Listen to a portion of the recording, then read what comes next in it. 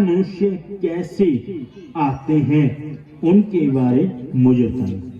तो भगवान कहने लगे 84 लाख योनियां अपने अपने कर्मों के कारण मिलता है।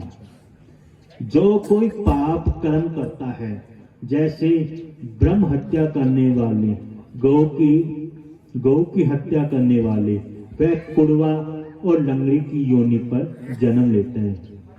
जो कोई पाप कर्म जैसे कन्या की हत्या, घर का पालन पोषण न करने वाले, माता पिता को तड़पाने वाले, दूसरों को अपमान करने वाले, वह बकरी की योनि पर जन्म लेते हैं। जो कोई जल की चोरी करता है, वह चमगादड़ की योनि पर जन्म लेते हैं। जो कोई कृपास, रुई, कपड़े की चोरी करता है, वह मृग की योनि पर जन्म लेते हैं।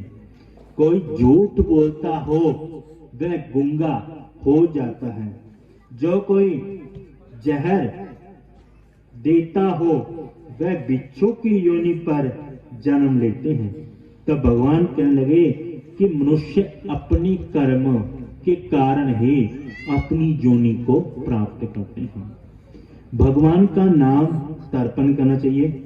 जो पुत्र पिता के नाम पर कर्म करता है, पिता को स्वर्गलोक की तो प्राप्ति तो होती है, और पुत्रों के जो पाप कर्म का नाश होकर उन्हें भी मोक्ष का फल मिल जाता है। तो भगवान कहते हैं कि आज तुमने मुझे गरुड़ की कथा बताई। गरुड़ के कथा सुनने से कौन सा कर्म करना चाहिए? तो एक बार कहने लगे, यमराज ने यमदूतों को भेजा कि हे यमदूतों, तुमने अनेक प्रकार पृथ्वी पर पाप और पुण्य के कर्म बताए।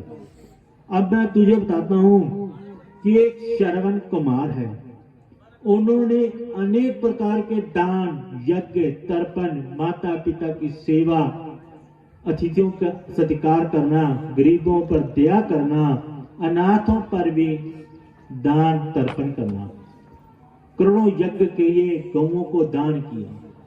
फिर भी वह नरक में आ गया, क्योंकि एक समय श्रवण कुमार गौ का दान करने वाला था और ब्राह्मण की गौ उनके पास आ गई।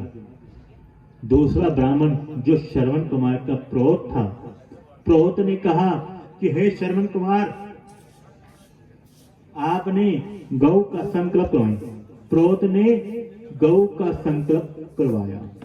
प्रोत को गौ का दान करने वाला था। उसी समय ब्राह्मण ने बोला कि राजन, हे श्रवण कुमार,